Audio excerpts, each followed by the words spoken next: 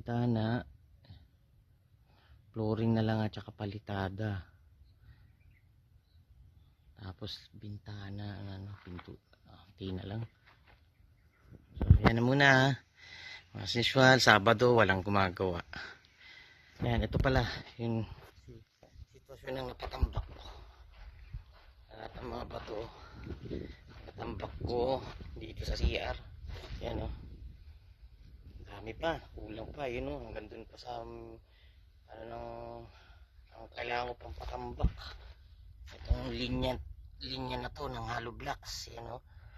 Yan, pa straight to, yan o, dun pa kailangan ng tambak nyan. Nakita mo, hinilinya ko yan, lalim. Dami na natambak na ano. Ito rin, ito malalim talaga to. Ito, simula dito sa hollow blocks na to, ito ang floor level eh. Yan, sundan yan, tituro ko yung floor level. Yan ang pang kailangan tambakan dyan, oh. Yun, oh. Ilang hollow blocks pang patong, oh. Yan, oh. Dami pang tambak na lupa, ano.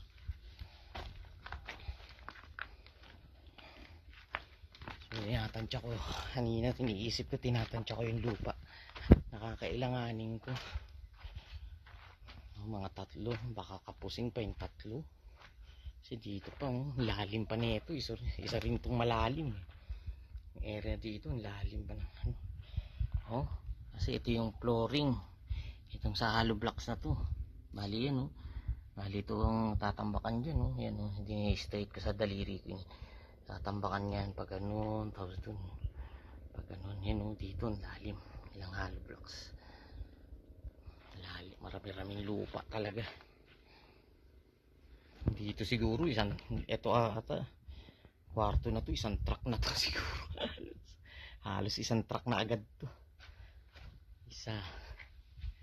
May natin to, 1.5 di 2. Dito unti lang naman dito, isang hollow blocks lang tatambakan. 3. Kaya siguro ng 3.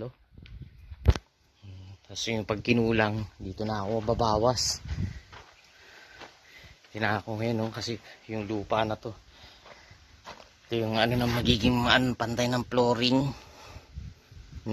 Tapos dito yung elevated pa rin yan. So doon, no, yung mataas, oh. Taas yung lupa na yan. Kaya dyan na ako kukuha sa kusina, para mapantay na rin yung lupa na yan. Pag pinagawa yung kusina, pantay na siya. Dyan na ako babawas ng lupa. Ayan, o, ayan, o, pabukol yan dyan, eh, ayan, o. Paangat dyan ako magkukuha ng lupa. Okay, ayan na muna ang update ko ngayon. Okay, sa Lunes uli ang susunod. Linggo walang trabaho, lahat Lunes ko pa babalikin yung mga karpintero.